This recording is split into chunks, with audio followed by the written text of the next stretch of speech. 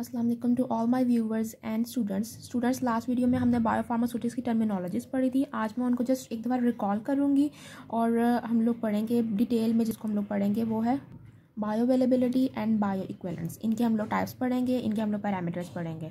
सबसे पहले आप मेरा चैनल सब्सक्राइब कर लें ताकि नेक्स्ट आने वाली हर वीडियो के बारे में आपको पता चल जाए और आपके कॉन्सेप्ट भी क्लियर हो और आपकी इन्फॉर्मेशन में भी इजाफा हो। जब बायो इक्विवेलेंट ड्रग्स के हमने बारे में पढ़ा था कि बायो इक्विवेलेंट ड्रग्स वो होते हैं जो नंबर 1 फार्मास्यूटिकल इक्विवेलेंट हो और जिनकी सिमिलर बायो अवेलेबिलिटी हो, जब उनको सेम डोज, जब उनका एपीआई सेम हो, उनका डोज सेम हो, उनका केमिकल फॉर्म सेम हो और उनका रूट ऑफ एडमिनिस्ट्रेशन भी सेम हो और उनको सेम कंडीशन यानी सेम डिजीज़ के लिए जो है लिया जाए। ठीक है, बायो इक्विवेलेंट ये हो गया। अब बायो अवेलेबिलिटी देख लेते हैं। Bio availability is the rate and extent to which the active ingredient और active moiety is absorb from the drug product and available at the site of action.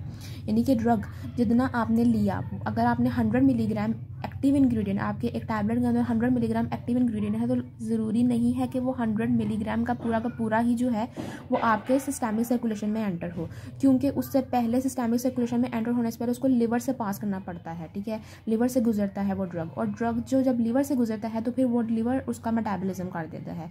ठीक है, जिसकी वजह से कुछ ड्रग्स जो है आप कह सकते हैं इनएक्टिव हो जाता है या वेस्ट हो जाता है, वो एलिमिनेट हो जाता है बॉडी से, वो फिर सिस्टमिक सर्कुलेशन में एंटर नहीं करता। तो जितना ड्रग जितने मिलीग्राम सिस्टमिक सर्कुलेशन में एंटर करता है, जिस रेट के साथ और जिस हद तक जितना एक्सटेंट, उसको कहते हैं बायो अवेलेबिलिटी। यानी कि ड्रग अगर आप लोगों ने 100 मिलीग्राम लिया है तो 50 मिलीग्राम आफ्टर मेटाबॉलिज्म उसका एंटर हुआ सिस्टमिक सर्कुलेशन में, तो फिर 50 मिलीग्राम क्या क्या कहलाएगा, 50 मिलीग्राम बायो अवेलेबल है वो। अब आ जाता है types of bio availability. Types of bio availability दो टाइप्स हैं, absolute and relative. Absolute bio availability में हम लोग स्टडी करते हैं कंपैरिजन किसका, बायो अवेलेबिलिटी। एक ड्रग आपने ओरली लिया है, ठीक है, और एक आप यानी कि एक्स्ट्रा वास्कुलर लिया, यानी कि जो ब्लड वेसल से आउटसाइड आपने लिया है। ठीक है ना तो वो वेन में लिया है ना ही आर्टरीज में लिया है, ओरली लिया है, इनहेलेशन लिया है, टॉपिकली लिया है, किसी भी तरह एक्स्ट्रा वास्कुलर है वो। ठीक है, उसकी बायो अवेलेबिलिटी क्या होगी, उसको हम लोग कंपेयर करेंगे बायो अवेलेबिलिटी उस ड्रग के साथ जो कि आईवी एडमिनिस्ट्रेशन, जो आईवी लिया जाता है ना, उसकी 100% बायो अवेलेबिलिटी होती है। यानी अगर आप लोगों ने 100 मिलीग्राम लिया है तो वो आपके ब्लड में 100 मिलीग्राम ही एंटर होगा। क्यों? क्योंकि वो डायरेक्टली आप सिस्टमिक सर्कुलेशन में ड्रग ले रहे होते हैं, तो उसकी बायो अवेलेबिलिटी, आईवी रूट की बायो अवेलेबिलिटी हमेशा 100% होती है, क्योंकि वो उसकी हमें 100% जो है वो ड्रग अवेलेबल होता है आपकी बॉडी में एक्ट करने के लिए। तो फिर एक तरह से जो चीज़ 100% होती है वो स्टैंडर्ड के तौर पर सेट हो जाती है। ठीक है, इसलिए इसको आईवी के साथ कंपेयर किया जा रहा है, बाकी सारी रूट्स को आईवी के साथ कंपेयर किया जाता है। ये है एब्सोल्यूट बायो अवेलेबिलिटी।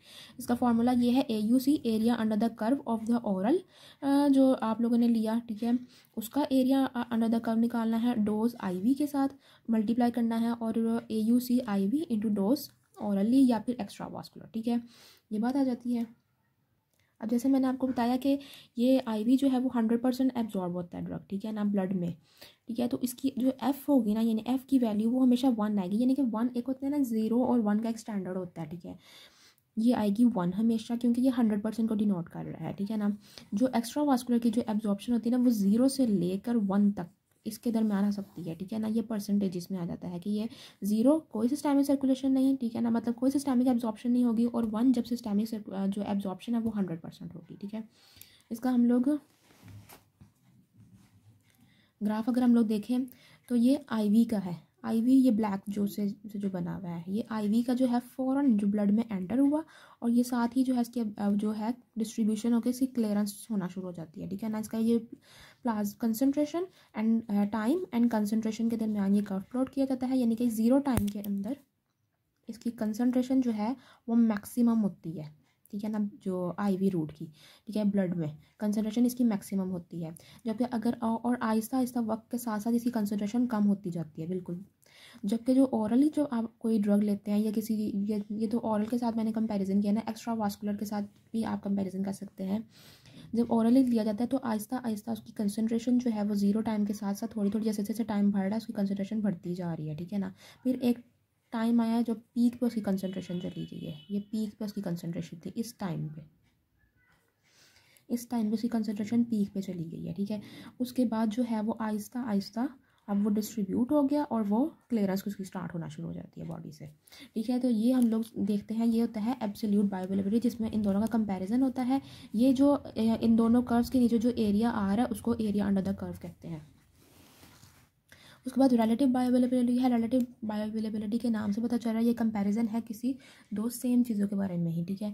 अब ये कंपेयर करता है बायोअवेलेबिलिटी रेफरेंस प्रोडक्ट की और टेस्ट प्रोडक्ट की, यानी कि सेम ड्रग है, ठीक है, यानी कि उनके अंदर सेम API मौजूद है, उसकी एक रेफरेंस हमारे पास सेट हुआ है, उसकी बायोअवेलेबिलिटी को कंपेयर किया जाएगा जो टेस्ट प्रोडक्ट है और उसकी बायोअवेलेबिलिटी के साथ।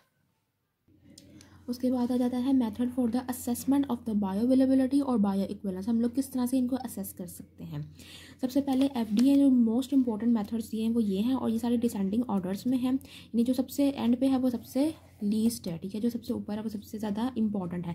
जो इन वीवो मेजरमेंट होती है, यानी कि जो बॉडी के अंदर से आप बाकायदा आपने ड्रग लिया और बॉडी फ्लूइड्स के ज़रिए आप जो असेस कर रहे हैं, तो वो सबसे ज़्यादा जो है मेथड वो अप्रोप्रिएट समझा जाता है, रिलायबल समझा जाता है, ठीक है ना। इन वीवो सबसे पहला मेथड आ जाता है in vivo measurement of the active moiety या moieties in the biological fluid में, प्लाज्मा हो, बेशक वो सीरम हो या आपका CSF हो, ठीक है ना, जिसमें भी आपका जो ड्रग की आप डिस्ट्रीब्यूशन देखना चाह रहे हैं, ठीक है, कि यहाँ पर होती है। फिर इसके अलावा जो यूरिन के ज़रिए जो कैलकुलेशन की जाती है ब्लड की वो ड्रग की, कि इसमें कितना मौजूद था, ठीक है ना, इसी की इसका रेट क्या एब्जॉर्प्शन का, इसका रेट ऑफ एलिमिनेशन क्या है, ठीक है। अच्छा, इन वीवो मेथड आ जाता है, एक इन वीवो मेथड आ जाता है जो जिसमें आप बायोलॉजिकल फ्लूइड के ज़रिए असेसमेंट करते हैं, ठीक है ना। एक मेथड आ जाता है इन वीवो का ही, जिसमें आप लोग फार्माकोडायनामिक्स को स्टडी करते हैं। अब आप लोग अगर फार्माकोडायनामिक्स क्या होता है तो इसके लिए आपको मेरी पिछली वीडियो देखनी पड़ेगी, ठीक है। उसमें फार्माकोडायनामिक्स और उसके बारे में सारे रिसेप्टर्स और एगोनिस्ट एंटागोनिस्ट के बारे में मैंने डिटेल से डिस्कस किया है। इन वीवो फार्माकोडायनामिक्स स्टडी की जाती है। अब ये सब फार्माकोडायनामिक्स में हम लोग क्या देख रहे होते हैं, रिस्पॉन्स, ये होता है रिस्पॉन्स के कितने वक्त में कितना रिस्पॉन्स आया, उसको आप लोग कंपैरिजन करते हैं, ठीक है। फिर जो दूसरे मेथड हैं वो भी FDA ने दिए हैं, लेकिन ये इतने रिलायबल नहीं है जितने ज़्यादा अच्छे और रिलायबल मेथड्स ये हैं। In vivo limited clinical comparison या इन विट्रो कंपैरिजन या फिर कोई भी दूसरा मेथड जो कि एक्सेप्टेबल है बाय द FDA। अच्छा, उसके बाद आ जाता है in vivo measurement. In vivo measurement में सबसे पहले जो मोस्ट इंपॉर्टेंट आ जाता है वो आ जाता है प्लाज्मा ड्रग कंसंट्रेशन, यानी आप प्लाज्मा में जो है वो ड्रग की कंसंट्रेशन को देख रहे हैं। इसमें हम लोग 3 पैरामीटर्स को जो है वो फॉलो करते हैं और उनके ज़रिए जो है वो कंपैरिजन करते हैं। सबसे पहले आ जाता है Tmax, Cmax and area under the curve. Tmax क्या होता है, Tmax होता है टाइम, यानी वो मैक्सिमम टाइम जिसमें ड्रग की कंसंट्रेशन जो है प्लाज्मा में वो मैक्सिमम होती है, ठीक है। जैसे मैंने अभी आपको पहले बताया था, जैसे अगर हम लोग इस कर्व में देखें यहाँ पर इस पीक सबसे ज़्यादा कंसंट्रेशन कहाँ आ रही है, इस टाइम पे, यानी कि ये जो कर्व है ये प्लॉट हुआ है टाइम अगेंस्ट कंसंट्रेशन। सबसे ज़्यादा पीक कहाँ पर है, इस कंसंट्रेशन पे। और अगर हम लोग इसके अकॉर्डिंगली जो टाइम को अगर प्लॉट करें तो इस टाइम पर आ रहा है। फॉर एग्जांपल ये 6 और आता है, ठीक है। तो ये जो 6 और है ये Tmax है किसी भी एक ड्रग का, ठीक है। ये है टाइम जो रिक्वायर्ड है to reach the maximum concentration in the plasma में, ठीक है। इसका जो यूनिट है वो है आवर्स में भी लिया जाता है, मिनट्स में भी होता है, ठीक है। ये मोस्ट इंपॉर्टेंट पैरामीटर है for comparing the delayed action product. क्यों डिलेड एक्शन, क्योंकि उनको डिज़ाइन डिलेड एक्शन प्रोडक्ट वो होते हैं जिनके जो ड्रग है वो थोड़ी देर बाद रिलीज़ होता है, ठीक है। उनको डिज़ाइन इस तरह किया जाता है जैसे कुछ ड्रग्स जो गैस्ट्रिक pH में अनस्टेबल होते हैं या गैस्ट्रिक म्यूकोजा को इरिटेट करते हैं, उनको इस तरह से डिज़ाइन किया जाता है कि वो स्टमक में रिलीज़ ना करे, ठीक है ना, एक्टिव फार्मास्यूटिकल इंग्रेडिएंट को, बल्कि जब इंटेस्टाइन में जाए तब वो रिलीज़ करे। तो वो उसको किस तरह से डिज़ाइन किया गया है, डिलेड रिलीज़, ठीक है। तो उस टाइम जो है ऐसे ड्रग प्रोडक्ट्स के लिए टाइम बहुत इंपॉर्टेंट होता है कि किस टाइम पे जो है वो ड्रग रिलीज़ होगा। तो उनको कंपेयर करने के लिए Tmax बहुत इंपॉर्टेंट पैरामीटर है। उसके बाद आ जाता है Cmax। Cmax रिप्रेजेंट करता है मैक्सिमम कंसंट्रेशन। वही मैंने आपको बताया कि ये Cmax है, ये कितनी ज़्यादा कंसंट्रेशन जो है ओरल एडमिनिस्ट्रेशन के बाद कितनी ज़्यादा कंसंट्रेशन ब्लड में आती है ड्रग की। ये इंडिकेशन देता है थेराप्यूटिक इफेक्ट का भी कि इतनी कंसंट्रेशन आएगी मैक्सिमम, और उसके बाद जो इफेक्ट प्रोड्यूस करेगी, उसके बाद जो कंसंट्रेशन होगी वो टॉक्सिसिटी प्रोड्यूस करेगी। तो ये आपको इंडिकेशन देता है थेराप्यूटिक रिस्पॉन्स की भी और टॉक्सिसिटी दोनों की, ठीक है। इसका यूनिट आ जाता है mg/ml आ जाता है। अच्छा, जितनी बड़ी पीक होती है ना वो इंडिकेट करता है कि इसकी एब्जॉर्प्शन उतनी ही ज़्यादा है, और जितनी स्मॉल पीक होगी वो इंडिकेट करता है कि इसकी एब्जॉर्प्शन कम है। किस तरह से हमें पता चलेगा कि अगर इतनी ज़्यादा, यानी कि maximum concentration for example 50 mg तक पहुंच गया, हमने 75 मिलीग्राम का डरग दिया था और वो 50 mg तक पहुंच गया, ठीक है। तो इसका मतलब क्या है कि इसकी एब्जॉर्प्शन अच्छी हुई है। लेकिन अगर इसकी पीक जो है वो इधर तक होती, जस्ट इतनी, ठीक है ना, तो वो 25 mg होती। तो इसका मतलब हमने 75 मिलीग्राम ड्रग दिया, लेकिन जो पीक जितनी हाइट जो है, जितनी मैक्सिमम कंसनट्रेशन प्लाज्मा में देखी गई वो 25 मिलीग्राम थी। तो इसका मतलब क्या है कि ये ड्रग जो है वो ऑरल एडमिनिस्ट्रेशन के बाद इतना एब्जॉर्ब नहीं हुआ, ठीक है। तो ये आपकी पीक की हाइट बताएगी कि कितनी ज़्यादा एब्जॉर्प्शन जो है वो हुई और कितनी कम एब्जॉर्प्शन हुई है, ठीक है।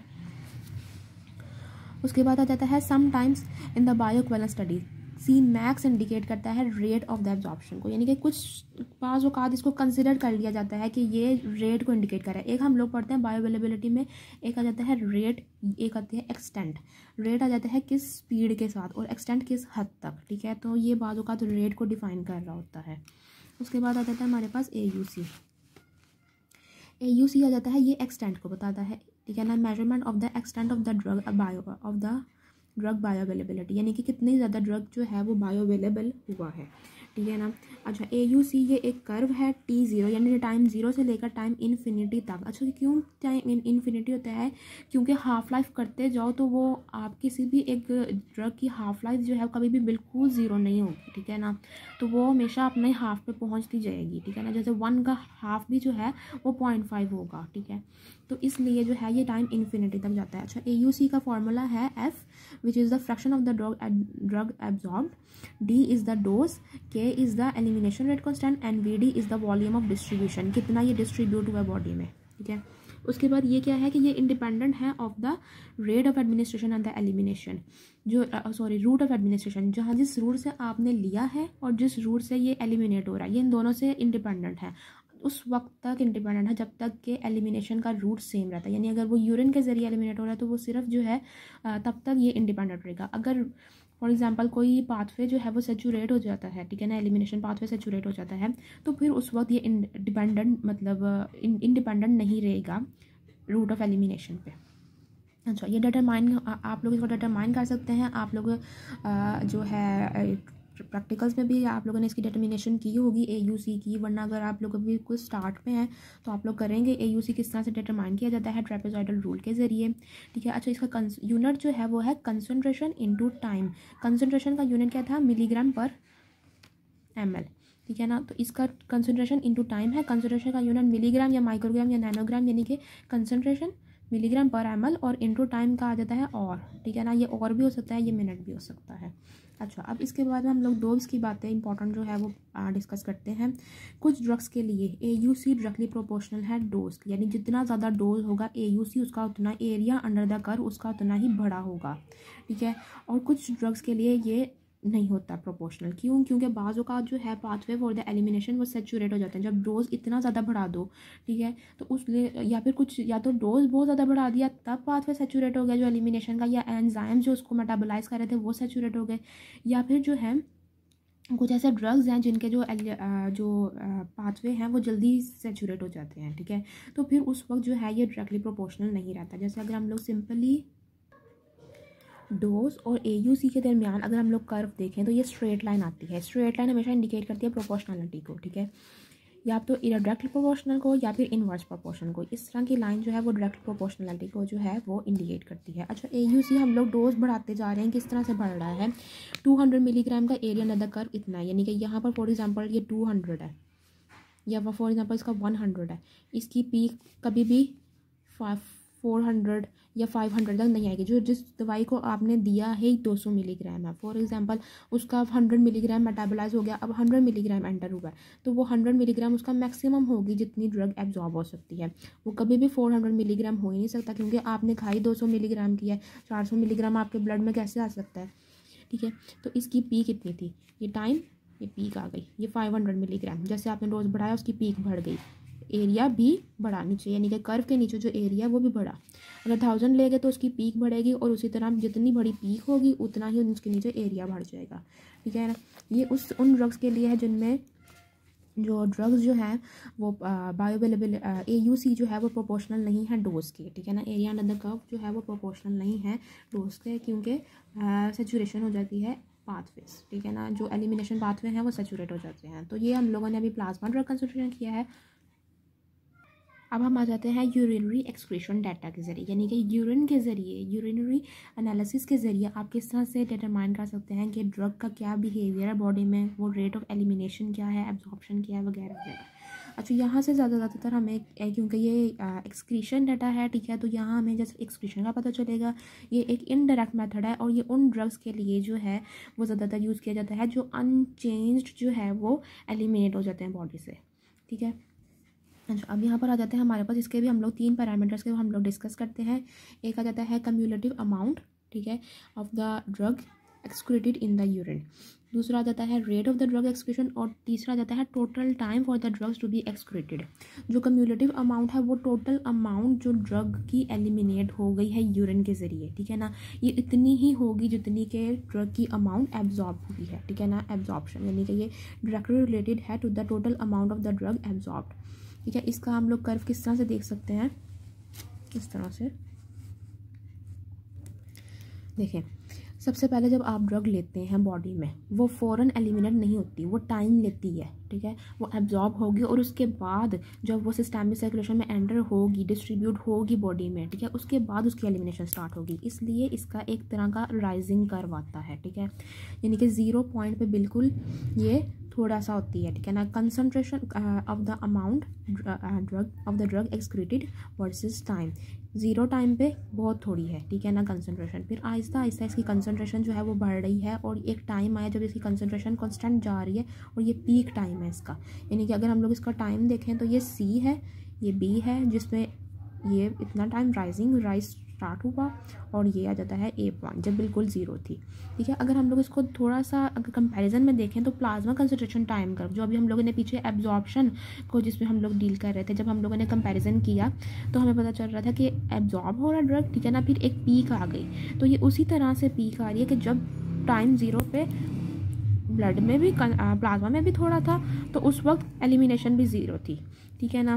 जब आहिस्ता आहिस्ता प्लाज्मा में एंटर होना शुरू हुआ, प्लाज्मा कंसंट्रेशन मैक्सिमम पहुंच गई, तो उस वक्त जो है जो यूरिनरी एक्सक्रीशन जैसे जैसे बॉडी में डिस्ट्रीब्यूट हो रहा है, ठीक है ना, जब प्लाज्मा में जाएगा तो पूरा बॉडी में डिस्ट्रीब्यूट हो रहा है, इसका मतलब है वो किडनीज़ में भी जा रहा है, ठीक है ना, और हर जो बॉडी से जहाँ जहाँ से ब्लड जो है वो किडनीज़ में एंटर होगा, ठीक है ना, फॉर द फिल्ट्रेशन के लिए वो सारा आहिस्ता आहिस्ता एलिमिनेट होता जाएगा, ठीक है ना। तो जैसे जैसे ये कंसंट्रेशन पीक पे आई, ये भी आहिस्ता आहिस्ता बढ़ना शुरू हो गया। अब ये कंसंट्रेशन कम होती जा रही है, क्या मतलब है कि इसकी क्लियरेंस जब बिल्कुल मतलब इसकी क्लियरेंस स्टार्ट हो गया और प्लाज्मा में इसकी कंसंट्रेशन जो है वो 0 के मुकाबले रह गया। प्लाज्मा में जो इसकी कंसंट्रेशन है वो पहले एक पीक पे थी, ठीक है ना, और अब इसकी कंसंट्रेशन कम हो रही है। अगर हम लोग इसको इसके साथ नोट करें तो इसकी कंसंट्रेशन से जाहिर ही बात है जब प्लाज्मा में नहीं होगा तो इसका मतलब क्या है कि वो बॉडी से अब एलिमिनेट हो गया है। यानी कि एक वक्त पे हम लोगों ने देखी इसकी कंसंट्रेशन 100 mg प्लाज्मा के अंदर, ठीक है ना, अब आहिस्ता आहिस्ता से कंसंट्रेशन 0 पे पहुंच गई। तो इसका मतलब क्या है कि अब प्लाज्मा से ये निकल के यूरिन के ज़रिए एलिमिनेट हो चुका है। तो इसका राइज हो गया, ठीक है ना, जितना अमाउंट एक्सक्रीट हो रहा था ये बढ़ गया और ये जो है वो प्लाज्मा में इसकी कंसंट्रेशन कम हो गई, प्लाज्मा से निकला कम हुआ और यूरिन के ज़रिए बॉडी से निकल गया, ठीक है ना। तो ये हम लोग कर्व किसके दरमियान है, टाइम और कितनी अमाउंट जो एक्सक्रीट हो रही है यूरिन में, ठीक है। ये बात हो गई हमारे पास, ये आ गई टोटल अमाउंट कितनी थी जो कि एल एक्सक्रीट होती है। अब आ जाता है हमारे पास रेट क्या है इसका, जो rate of the drug excretion है ये इसको इस तरह से ये इसकी नोटेशन है, ठीक है ना, इसका फार्मूला भी आप कह सकते हैं। ये डिपेंड करता है first order elimination rate constant पे and concentration of the drug in the plasma. Obviously बात है कि फर्स्ट ऑर्डर वो होता है जो कि कंसंट्रेशन पर डिपेंड होता है, 0 ऑर्डर वो होता है जो कंसंट्रेशन से इंडिपेंडेंट होता है, ठीक है। ये उस पर डिपेंड करती है फर्स्ट ऑर्डर पे क्योंकि ये कंसंट्रेशन के साथ रिलेट कर रही है। जितनी कंसंट्रेशन होगी उसी हिसाब से उसका रेट भी होगा और concentration of the drug in the plasma. अब रेट का जो कर्व है वो क्या है, पहले रेट बिल्कुल 0 था क्योंकि अमाउंट जो एक्सक्रीट हो रही थी वो बिल्कुल 0 थी, तो रेट भी इतना खास नहीं था। आहिस्ता आहिस्ता रेट बढ़ना शुरू हुआ, ठीक है ना, और एक पॉइंट आया जब रेट ऑफ द एलिमिनेशन बहुत ज़्यादा हाई थी। ये वो कौन सा पॉइंट था, जब प्लाज्मा में भी इसकी कंसंट्रेशन हाई थी, यानी कि प्लाज्मा में इसकी कंसंट्रेशन बहुत हाई पहुंच गई थी, इसीलिए एलिमिनेट भी ये फ़ौरन हो रहा था। जैसे जैसे प्लाज्मा के साथ इसकी कंसंट्रेशन कम हो गई, ठीक है ना, तो अब क्या हुआ, रेट भी कम हो गया। क्यों रेट कम हो गया, क्योंकि जब प्लाज्मा में होगा ही नहीं तो वो एलिमिनेट किसको करेगा, ठीक है ना। तो जो रेट होगा वो तो कम होगा लेकिन अमाउंट तो बढ़ेगी ना। रेट है कि किस रफ्तार से, रफ्तार ऑब्वियस बात है, जब आपके पास वर्कलोड ज़्यादा होता है तो फिर आप फ़ौरन काम की जो स्पीड होती है वो भी ज़्यादा होती है। जब वर्कलोड कम होता है तो काम की स्पीड कम हो जाती है। इसको इसी से रिलेट करना है, ठीक है। इसका रेट कम होगा लेकिन अमाउंट जो है वो ज़्यादा हो गई है, ठीक है ना। क्यों? क्योंकि जो है अब प्लाज्मा में जो है वो कम है, तो इसलिए वर्कलोड इतना नहीं है। जब वर्कलोड इतना नहीं है तो जो रेट ऑफ द एक्सक्रीशन है वो कम है, लेकिन अमाउंट क्या है वो ज़्यादा बढ़ रही है, ठीक है ना। अमाउंट निकल रही है, ठीक है। अब उसके बाद आ जाता है हमारे पास टोटल टाइम। ये भी टोटल टाइम वही है कि कितना टोटल टाइम जो है वो रिक्वायर्ड है एक ड्रग के लिए कि वो एक्सक्रीट हो जाए बॉडी से, ठीक है ना। ये भी बायोइक्विवेलेंट स्टडीज़ में ये यूज़ होता है। अच्छा, अब इसके बाद हम लोग पढ़ने जा रहे हैं स्टडी डिज़ाइंस। बायोइक्विवेलेंट स्टडी डिज़ाइन क्या होते हैं और किस तरह से हम लोग जो है इन स्टडी डिज़ाइन के ज़रिए बायोइक्विवेलेंस को मेजर करते हैं। स्टडी डिज़ाइन हमारे पास मेजरली जो हम लोग यहाँ पर यूज़ करते हैं, वैसे तो डिफरेंट तरह के स्टडी डिज़ाइन हैं अवेलेबल, लेकिन जो मोस्ट इंपॉर्टेंटली यूज़ होते हैं वो ये दो हैं, फास्टिंग स्टडी डिज़ाइन है and food intervention. Food intervention उन ड्रग्स के लिए यूज़ होता है जो अफेक्ट होते हैं फूड से, फूड के टेम्परेचर से, क्योंकि फूड जो है वो आपके जीआईटी मोटिलिटी पे इफेक्ट करता है, आपके एब्जॉर्प्शन पे, उसकी जो गैस्ट्रिक एम्पटिंग पे इफेक्ट करता है, ठीक है ना। तो वो ड्रग्स जो इन चीज़ों से अफेक्ट होते हैं उनके लिए फूड इंटरवेंशन स्टडी की जाती है, जो अफेक्ट नहीं होते हैं उनके लिए फास्टिंग स्टडी की जाती है। इन दो डिज़ाइंस के अंदर ये तीन डिज़ाइंस जो हैं वो आ सकते हैं, parallel, crossover, replicated and non replicated. अब ये क्या होते हैं, फूड इंटरवेंशन क्या है और फास्टिंग क्या है, ये मैं आपको नेक्स्ट वीडियो में अपनी बताऊंगी। और तक अब आप मेरा चैनल सब्सक्राइब कर लें ताकि नेक्स्ट वीडियो जब आए तो आपको फ़ौरन अपडेट मिल जाए और आपका जो है वो कंसेप्ट मज़ीद क्लियर हो जाए कि ये डिज़ाइंस क्या होते हैं। अल्लाह हाफ़िज़।